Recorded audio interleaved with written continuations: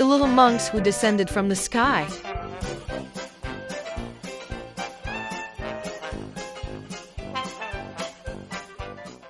In the country of Shravasti, Sakyamuni Buddha once transformed 500 little beggars. These little beggars later all became little monks who followed the Buddha in practicing the Dharma. Though they were short in stature and young in age, these little monks were naturally bright and clever. After taking refuge in the Dharma, they studied diligently and practiced with effort. Each one possessed extraordinary spiritual powers.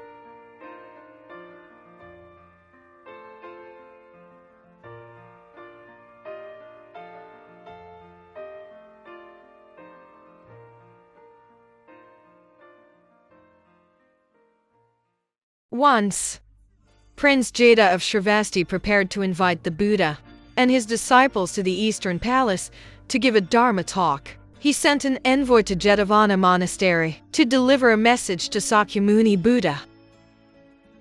The envoy respectfully said to the Buddha, Prince Jeta has prepared food at the Eastern Palace and invites you and your disciples tomorrow for the meal offering and to expound the Dharma for everyone. Hearing this, the Buddha smiled and accepted. The envoy walked a few steps away, then turned back, as if he still had something to say, yet hesitated. Sakyamuni Buddha understood he had more to say, and signaled for him to continue. The envoy stammered for a while, and spoke haltingly to the Buddha. Tomorrow is an auspicious day. Prince Jeta is concerned about having people of lowly status disturb his good fortune. Therefore, he hopes that you will not bring along the 500 monks who were formerly little beggars.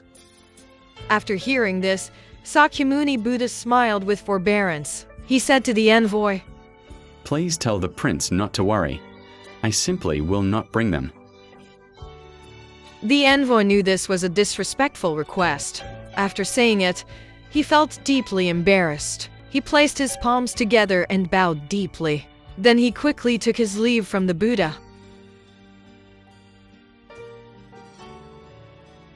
After the envoy left, Sakyamuni Buddha said to the 500 little monks, Tomorrow you must not enter the Eastern Palace through the gates for the meal. Once inside the palace, you must not partake of the food. This is the donor's instruction. Do you understand? Yes. After saying this, the Buddha dismissed them to go their own way.